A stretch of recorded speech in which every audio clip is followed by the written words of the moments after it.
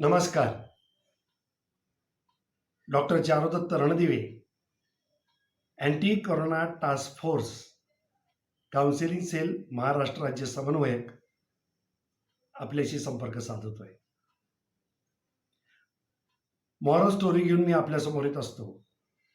उद्देश एवढाच की माझे जे फोर्सियन्स मित्र संपूर्ण महाराष्ट्रभर संपूर्ण भारतभर काम करत आहेत, त्यांचं थोडंसं त्यांना मॉरल वाढावं, त्यांचा सपोर्ट त्यांना मिळावा, तुमच्यासाठी काहीतरी बोध व्हावा यासाठी या स्टोरीज.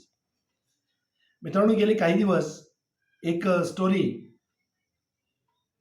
फेसबुकवरून व्हॉट्सअपवरून फिरते आहे आणि ही स्टोरी आमच्या मार्गदर्शक राष्ट्रीय महिला प्रमुख आमच्या अँटी कोरोना टास्क फोर्सच्या डॉक्टर भारतीताई चव्हाण यांच्या वाचनात आली आणि त्यांनी मला सूचना दिली की सर, तुमच्या स्टाईलमध्ये ही स्टोरी सांगा.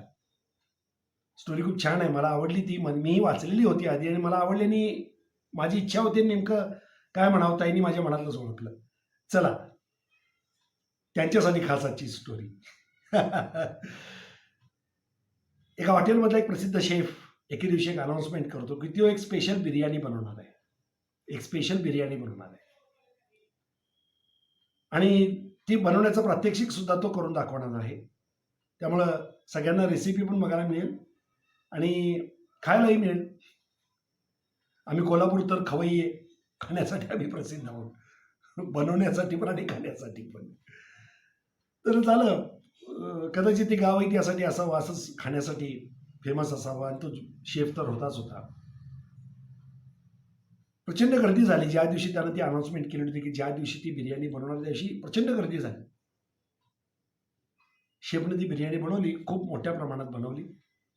ज्यांना प्रात्यक्षिक हवं होतं त्याने ते शूट वगैरे केलं आणि त्यानं सर्वांना बसायला सांगितलं टेबल्सवर. टेबलवर ती बिर्याणी सर्व केली गेली आणि आता तो काहीतरी बोलणार आणि मग आपण खायची. एकदा तुटून कसं, कारण इतका मस्त सुगंध दरवळत होता त्या बिर्याणीचा की लोकांच्या तोंडाला प्रचंड पाणी सुटलेलं होतं. यानं ती बनवण्यामध्ये वेळ घालवलेला होता, कारण बिर्याणीचा तसा खटाटोप खूप असतो, वेळ लागतो बनवायला ती. त्यामुळे लोक केव्हा एकदा तुटून पडतोय याच्यामध्ये वेळेमध्ये त्या वाट बघत होते त्या गोष्टीची. हा आला शेफ, त्याने एक अनाउन्समेंट केली, माईक घेतला हातामध्ये आणि तो बोलला की जमलेल्या सर्वांचं स्वागत. आपण या माझ्या आजच्या या प्रयोगाला खूप चांगली साथ दिलीत, प्रतिसाद दिलात, याच्याबद्दल धन्यवाद.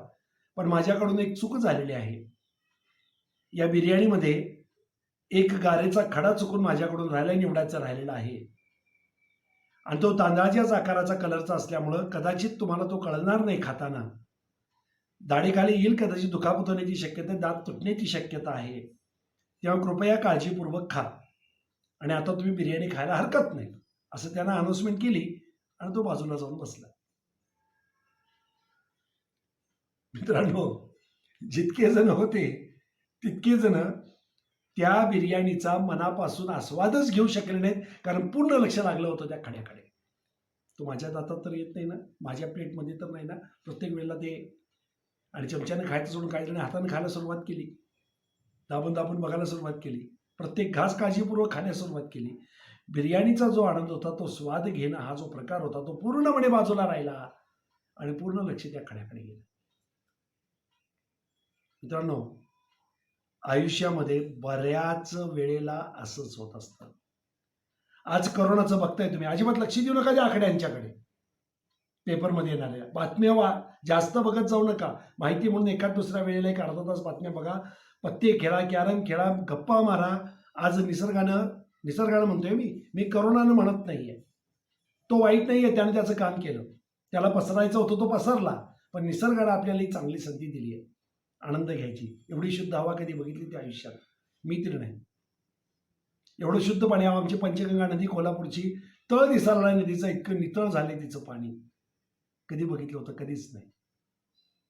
एवढ्या गप्पा कधी मारल्या होत्या? अहो, मी एवढ्या मॉरल स्टोरीज कधी सांगितलेल्या नाहीत, कबूल करतो. आज इतका चांगला संपर्क साधण्याचा, आज डॉक्टर भारतीताई चव्हाणने आपल्याशी संपर्क साधण्याचं एवढं मोठं साधन दिलंय. आनंद घेऊया सगळ्या गोष्टींचा. कशाला नको त्या गोष्टींच्याकडे लक्ष द्यायचं आपण? कशाला द्यायचं? समोर आहे ना, छान आहे ते. येऊ दे खडा, काढून टाकता येईल बाजूला. बिर्याणीचा आस्वाद घ्यायचा आहे. ही आयुष्याची बिर्याणी. चला मित्रांनो, आज एवढंच. पुढची स्टोरी घेऊन लवकरच मी आपल्यासमोर येईन. तोपर्यंत करोनाबरोबर जगायचं आहे, पण सुरक्षित राहूनच. धन्यवाद.